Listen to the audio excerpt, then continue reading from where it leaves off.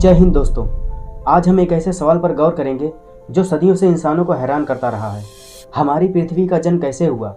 क्या यह विज्ञान की अद्भुत कहानी है या धार्मिक ग्रंथों का गहरा रहस्य? ये पृथ्वी जिस पर हम सभी इंसानों ने जन्म लिया,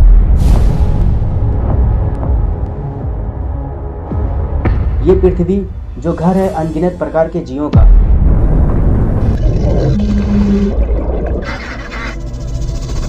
यही पृथ्वी आज से 400 करोड़ साल पहले एक उबलता हुआ लावे का गोला थी। एक ऐसा गोला जिस पर जिंदगी का कोई नामो निशान तक नहीं था। ऐसे में जाहिर सी बात है, सवाल उठता है कि यह लावे का गोला हमारी आज की पृथ्वी में कैसे बदल गया। आइए समझते हैं हम विज्ञान और कुछ प्रमुख धर्मों जैसे कि हिंदुज़म, इस्लाम, क्रिश्चियनिटी, बुद्धिज़्म, जैन धर्म और सिख धर्म के दृष्टिकोणों को कि हमारा ग्रह अस्तित्व में कैसे आया।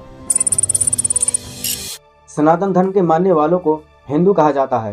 हिंदू शब्द संस्कृत के सिंधु शब्द से बना है। सिंधु शब्द का प्रयोग ऋग्वेद में सिंधु नदी के लिए किया गया है। प्राचीन काल में ईरानी पर्शियन यानी कि फारसी लोग सा को हा बोलते थे।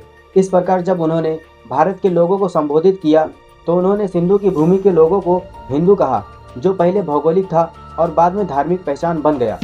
सनातन धर्म में पृथ्वी के जन्म का वर्णन कई शास्त्रों जैसे कि ऋग्वेद पुराणों, विष्णु पुराण, भगवत पुराण, मत्स्य पुराण, ब्रह्मांड पुराण और उपनिषदों में अलग अलग रूप से किया गया है। ये सभी वर्णन सिंबॉलिक, साइकोलॉजिकल और माइथोलॉजिकल रूप में मिलते हैं। हिंदू धर्म के अनुसार पृथ्वी की उत्पत्ति की कोई एक कहानी नहीं है, बल्कि विभिन्न ग्रंथों जैसे कि वेदों और पुराणों में अलग अलग वर्णन मिलते हैं। ये सभी कहानियाँ एक ही मूल सिद्धांत पर आधारित है, ब्रह्मांड का चक्रीय स्वभाव, जहाँ सृजन, पालन और विनाश का चक्र चलता रहता है। सनातन धर्म में 4 वेद हैं: ऋग्वेद, यजुर्वेद, अर्थवेद, सामवेद। इन्हें सामूहिक रूप से चतुर्वेद भी कहा जाता है। मुख्य रूप से ऋग्वेद में सृष्टि की उत्पत्ति और ब्रह्मांड के जन्म से जुड़े सबसे महत्वपूर्ण दार्शनिक विचार मिलते हैं। नासदीय सूक्त, ऋग्वेद मंडल 10, सूक्त नंबर 129। यह सूक्त सीधे तौर पर पृथ्वी के जन्म को एक कहानी के रूप में नहीं बताता, बल्कि यह सृष्टि से पहले की स्थिति का वर्णन करता है, जब न सत्य था, न असत्य, न अंतरिक्ष था, न आकाश। यह सूक्त एक तरह से यह स्वीकार करता है कि सृष्टि की शुरुआत का अंतिम रहस्य शायद कोई नहीं जानता, यहाँ तक कि देवताओं को भी नहीं। यह इस बात पर विचार करता है कि यह सब कुछ अपनी इच्छा या शक्ति से उत्पन्न हुआ। इसके अलावा अथर्ववेद में भी अथर्ववेद कांड 12 सूक्त नंबर 1 है, जो पृथ्वी को एक माता के रूप में पूजता है और उसके महत्व का विस्तृत वर्णन करता है। यह पृथ्वी की उत्पत्ति से अधिक उसके गुणों और मानव जीवन के लिए उसके महत्व पर केंद्रित है। ऋग्वेद के 10वें मंडल में 129वें सूक्त में हिरण्यागर्भ की कहानी का उल्लेख है। यह सबसे प्रसिद्ध और सबसे प्राचीन कहानियों में से एक है, जिसका उल्लेख ऋग्वेद के नासदीय सूक्त में मिलता है।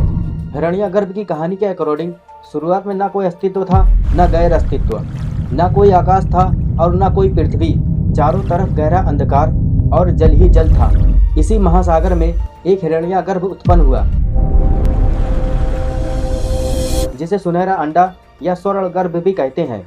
यह अंडा स्वयं निर्मित था और इसमें ही ब्रह्मांड की सारी शक्ति समाहित थी। यह हिरण्यागर्भ कई वर्षों तक जल में तैरता रहा, फिर यह 2 भागों में टूट गया। इसके ऊपरी भाग से स्वर्ग और निचले भाग से पृथ्वी का निर्माण हुआ। इसी अंडे के भीतर से भगवान ब्रह्मा जी का जन्म हुआ, जिन्हें सृष्टि का रचयिता माना जाता है। ब्रह्मा जी ने फिर विभिन्न तत्वों, देवताओं, असुरों और मनुष्यों की रचना की। पुराणों में पृथ्वी की उत्पत्ति और उसके पुनः सृजन की कहानी कई बार आती है, जिसमें वराह अवतार की कथा भी प्रमुख है। नमो भगवते वराहाय जगतुद्धराणाय नमः। वराह अवतार भगवान विष्णु के 10 अवतारों में से तीसरा अवतार है, जो पृथ्वी को बचाने के लिए लिया गया था। पौराणिक कथा के अनुसार जब दैत्य हिरण्याक्ष ने अपने शक्ति के अहंकार में पृथ्वी को उठाकर पाताल लोक के गहरे जल में छिपा दिया और सृष्टि में हाहाकार मच गया। जब पृथ्वी को बचाने का कोई उपाय नहीं सूझा, तब ब्रह्मा जी ने भगवान विष्णु का ध्यान किया। उसी समय ब्रह्मा जी के नाक से एक छोटा सा निकला, जो देखते ही देखते एक विशालकाय रूप में बदल गया। यही भगवान विष्णु जी का वराह अवतार था।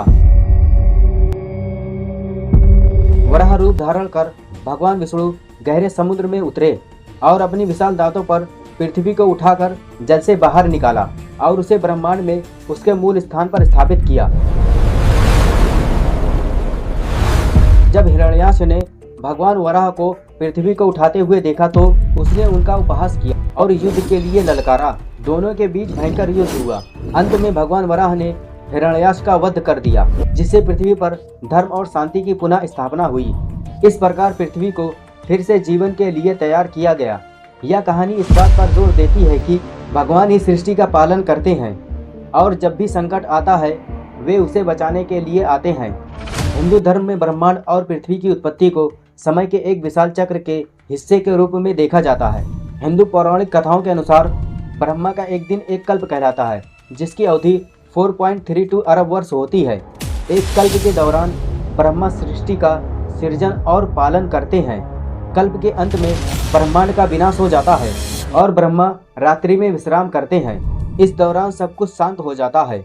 जब ब्रह्मा अगले दिन जागते हैं तो सृजन का चक्र फिर से शुरू हो जाता है। यह चक्र अनंत काल तक चलता रहता है। यह चक्रीय सिद्धांत बताता है कि पृथ्वी का जन्म कोई एक बार की घटना नहीं है, बल्कि यह समय समय पर उत्पन्न और नष्ट होती रहती है। इन सभी कहानियों का सार यह है कि हिंदू धर्म में पृथ्वी की उत्पत्ति को एक आध्यात्मिक और प्रतीकात्मक घटना के रूप में देखा जाता है, जहां सृष्टि एक दिव्य शक्ति की इच्छा से उत्पन्न होती है और उसी के द्वारा संचालित होती है। इस्लाम धर्म के मानने वालों को मोमिन मुसलमान कहते हैं। इस्लाम धर्म में 4 आसमानी किताबें हैं: तौरेत, ज़बूर, इंजील, कुरान। ये चारों किताबें अल्लाह अज़्ज़ व जल के द्वारा 4 पैगंबरों पर उतारी गई हैं।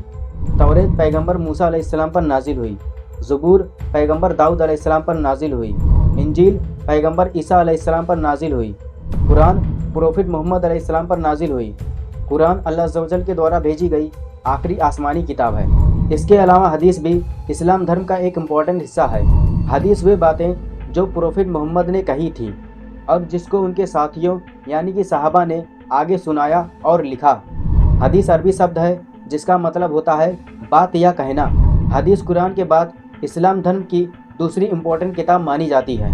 कुरान में अल्लाह अज़्ज़ व जल का संदेश है, जबकि हदीस में बताया गया है कि प्रोफेट मोहम्मद ने उन संदेशों को जीवन में कैसे अपनाया। कुरान और हदीस में सृष्टि के क्रिएशन की कई इम्पोर्टेंट जानकारी मिलती है। इस्लाम धर्म के मुताबिक पृथ्वी का जन्म अल्लाह अज़्ज़ व जल के द्वारा हुआ। अल्लाह ही अकेला क्रिएटर है। उसने आकाश, पृथ्वी, समुद्र, पहाड़, पेड़ पौधे, पानी और मनुष्यों को पैदा किया।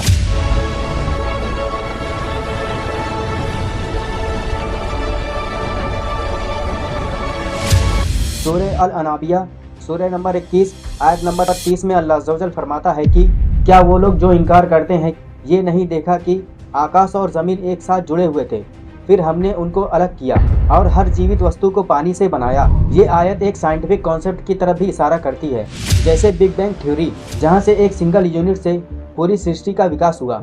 अल्लाह अज़्ज़ व जल ने दुनिया को 6 दिनों में बनाया। सूरह अल-अरब सूरह नंबर 7 आयत नंबर 54 में अल्लाह अज़्ज़ व जल फरमाता है कि निश्चय ही तुम्हारा रब अल्लाह है जिसने आकाश और ज़मीन को 6 दिनों में बनाया। यहाँ 6 दिन का अर्थ होता है 6 चरणों में या 6 अवधियों में। अल्लाह अज़्ज़ व जल ने पृथ्वी को धीरे धीरे बनाया। कुरान में पृथ्वी की रचना और उसकी व्यवस्था का उल्लेख कई जगह मिलता है। सूरह फुस्सिलत सूरह नंबर 41 आयत नंबर 9 और 12। अल्लाह अज़्ज़ व जल ने पृथ्वी को 2 दिन में बनाया, उसमें पहाड़ जमाए, उसमें बरकत दी और जीव जीवित रह सके, इस प्रकार उसको अनुकूल किया। फिर उसने आकाश की तरफ रुख किया जो उस समय धुआं था और उससे आकाश और पृथ्वी बनाई। यहाँ पृथ्वी के साथ साथ यूनिवर्स के फॉर्मेशन का भी जिक्र है। अल्लाह अज़्ज़ व जल ने पृथ्वी को इस प्रकार बनाया कि ये जीवन के लिए उपयुक्त हो। सूरह अल-नाज़ियात सूरह नंबर 79 आयत नंबर 30 और 33 में अल्लाह अज़्ज़ व जल फरमाता है कि और उसने पृथ्वी को बिछाया, उसने उसमें से पानी निकाला और चारा बनाया और पौधों को मजबूती से खड़ा किया।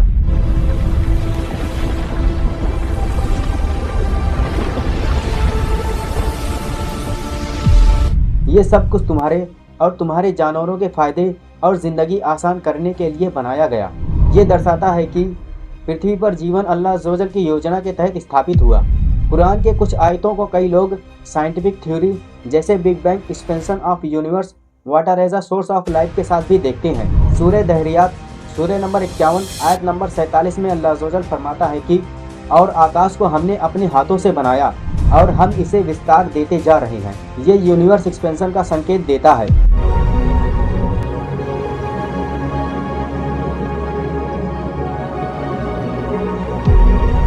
यानी इस्लाम धर्म के अकॉर्डिंग अल्लाह अज़्ज़ व जल ने सबसे पहले आकाश और धरती को बनाया। ये प्रक्रिया 6 अवधियों में हुई।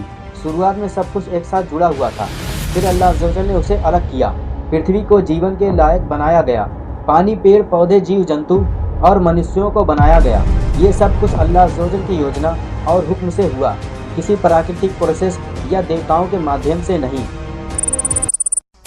ईसाई धर्म के मानने वालों को क्रिश्चियन कहा जाता है। क्रिश्चियंस यीशु मसीह को परमेश्वर का पुत्र मानते हैं। क्रिश्चियन धर्म के अनुसार पृथ्वी और पूरी सृष्टि का जन्म बाइबल के जेनेसिस उत्पत्ति ग्रंथ में बताया गया है। ये क्रिएशन स्टोरी कहलाता है, जिसमें भगवान ने 6 दिनों में दुनिया बनाई और 7वें दिन आराम किए।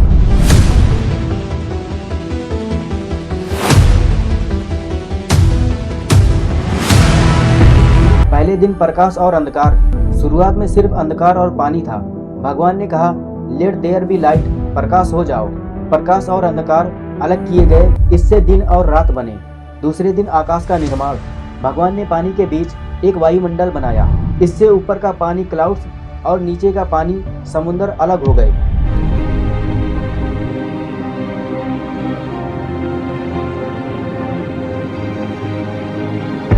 तीसरे दिन धरती और पौधे। भगवान ने पानी को एक जगह इकट्ठा किया, जिससे सूखी जमीन दिखी। जमीन पर पहले पौधे, पेड़, घास और फल उगाए। चौथे दिन सूरज, चांद और तारे बनाए।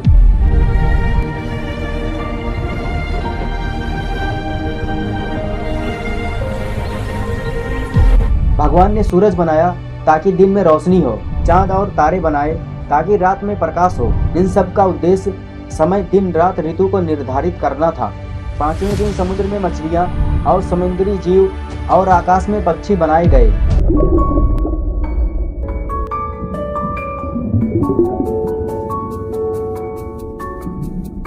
छठे दिन भगवान ने जमीन पर रहने वाले जीव जंतु बनाए। फिर अपनी सूरत में मानव आदम और ईव को रचित किया। उन्हें कहा गया, तुम धरती पर राज करो, इसे बसाओ और अपने संतान बढ़ाओ। सातवें दिन भगवान ने अपने सारे काम पूरे कर लिए और आराम किया। इस दिन को पवित्र हॉलीडे सब्बत माना गया है। यानी कि क्रिश्चियन धर्म के अकॉर्डिंग पृथ्वी को भगवान ने 6 दिनों में बनाया। हर दिन एक नया कदम था क्रिएशन का। पृथ्वी और मानव गॉड के प्लान और विल का हिस्सा है। ये सब कुछ एक्स निहिलो नथिंग से लिया गया था। बौद्ध धर्म एक ऐसा धर्म और दर्शन है जिसकी स्थापना गौतम बुद्ध ने की।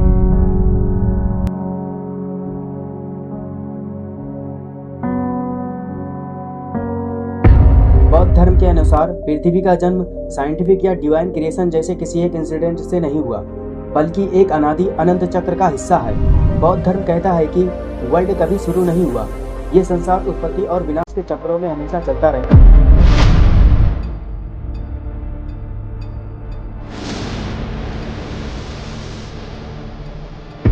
एक कल में दुनिया बनती है, फिर विकसित होती है और फिर विनाश होता है और फिर दोबारा बनता है। इसे संसार चक्र या कल्प कहते हैं। बुद्धिज्म के ग्रंथ अगम स्मृता के अकॉर्डिंग जब पुरानी दुनिया विनाश होती है, सब कुछ अग्नि में विलीन हो जाता है। बहुत समय बाद बादल और पानी फिर से बनने लगते हैं। धीरे धीरे पृथ्वी तत्व अर्थ एलिमेंट में जमा होने लगता है। यहीं से नई पृथ्वी का निर्माण होता है। यानी पृथ्वी किसी एक देवता ने नहीं बनाई, बल्कि प्राकृतिक तत्वों के जोड़ से बनी। प्रारंभ में जब नई पृथ्वी बनी, जीव प्रकाशमय थे, बिना शरीर के सूक्ष्म रूप में रहते थे। उन्होंने धरती पर जो मीठा पदार्थ था उसे खाना शुरू किया। धीरे धीरे उनका शरीर, भारी रूप, अलग इंद्रियां विकसित होने लगी। इस तरह मानव जाति का आरंभ हुआ। बौद्ध धर्म कहता है कि न इस संसार का कोई प्रारंभ है न कोई अंत। यानी कि बौद्ध धर्म के अकॉर्डिंग पृथ्वी का कोई एक आरंभ नहीं है। ये समय के चक्रों में बार बार उत्पन्न होता है, सब प्राकृतिक कारणों से होता है। जैन धर्म के मानने वालों को जैन ही कहा जाता है। जैन धर्म के अनुसार पृथ्वी का जन्म या उत्पत्ति किसी ईश्वर या क्रिएटर ने नहीं की, बल्कि ये सृष्टि अनादि है। यानी इसका ना कोई आरंभ है ना कोई अंत। जैन धर्म के हिसाब से पूरा विश्व हमेशा से है और हमेशा रहेगा। जैन धर्म के मुताबिक यूनिवर्स अनादि और अनंत है। इसका मतलब किसी ने इसे बनाया नहीं और ये कभी खत्म भी नहीं होगा। ये हमेशा से है, कभी ये बनाया नहीं गया। जैन धर्म 6 तत्वों पर आधारित है: जीव, पुद्गल, धर्म, अधर्म, आकाश और काल। पृथ्वी पुद्गल द्रव्य का ही एक रूप है, अर्थात मैटर का।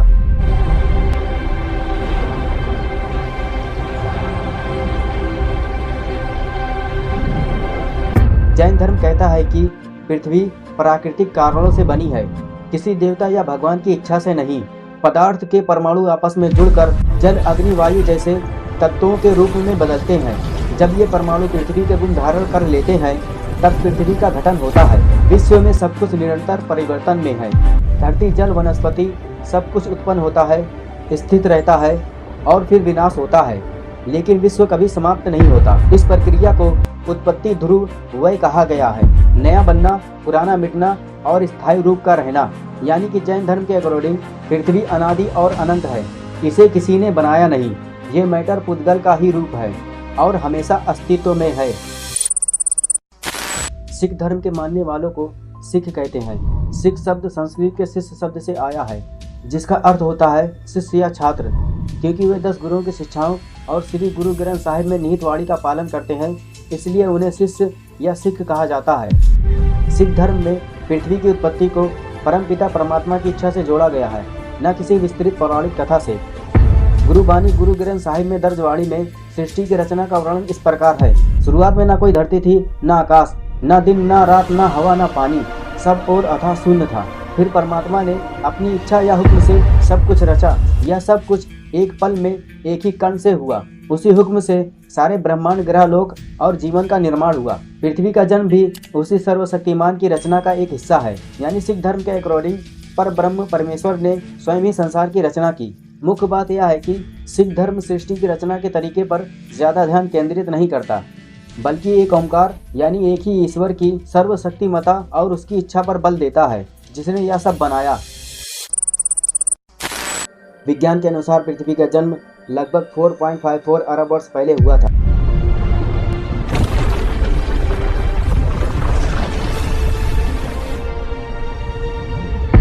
यह प्रक्रिया सौरमंडल के निर्माण, सोलर सिस्टम फॉर्मेशन का हिस्सा थी, जो नेबुलर हाइपोथेसिस नामक सिद्धांत से समझाई जाती है। यह सिद्धांत खगोल शास्त्रियों द्वारा पर्याप्त परमाणु, रेडियोमेट्रिक डेटिंग, चट्टानों के आइसोटोप विश्लेषण और अंतरिक्ष मिशनों पर आधारित है। ब्रह्मांड में एक विशाल गैस और धूल का बादल था, जिसे सोलर नेबुला, हिंदी में सौर निहारिका कहते हैं, जो मुख्य रूप से हाइड्रोजन, हीलियम और थोड़ी मात्रा में भारी तत्वों से बना था।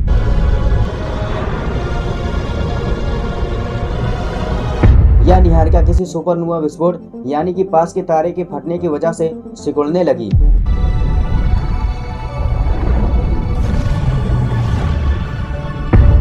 गुरुत्वाकर्षण ने इसे घुमावदार डिस्क में बदल दिया।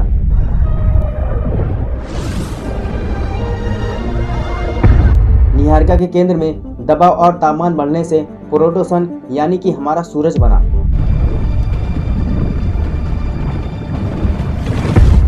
जब केंद्र का तापमान लगभग 15 मिलियन डिग्री सेल्सियस पहुंचा तो न्यूक्लियर फ्यूजन शुरू हुआ, हाइड्रोजन हीलियम में बदलने लगा।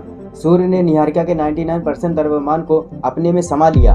बची हुई डिस्क प्रोटोप्लैनेटरी डिस्क में धूल के कण आपस में चिपक कर छोटे छोटे टुकड़े बने, जिन्हें प्लैनेट सिमल्स कहते हैं। यह प्लैनेट सिमल्स टकरा कर बड़े होते गए। यह प्रक्रिया एक्रिएशन कहलाती है। सूर्य के करीब गर्मी ज्यादा थी, इसलिए वहां चट्टानी गिरा जैसे पृथ्वी मंगल बने। दूर ठंडे इलाकों में गैसीय गिरा जैसे बृहस्पति बने। पृथ्वी एक प्लैनेट सिमल से शुरू हुई, जो टकराव से गर्म होकर पिघल गई। भारी लोहा केंद्र में डूबकर कोर बना। हल्के तत्व ऊपर आकर क्रस्ट और मेटल बने। शुरुआत में पृथ्वी पर भारी बमबारी हुई, जिसमें उल्कापिंडों से पानी और कार्बनिक पदार्थ आए। एक मंगल ग्रह के आकार के उल्कापिंड थिया से टक्कर हुई, जिससे निकला मलबा हमारा चंद्रमा बना। पृथ्वी पर जीवन की शुरुआत लगभग 3.8 अरब वर्ष पहले हुई। जब पृथ्वी का निर्माण हुए लगभग 75 करोड़ साल हो गए थे। शुरुआती जीवन सरल एकल कोशिकाओं वाले जीवों के रूप में विकसित हुआ।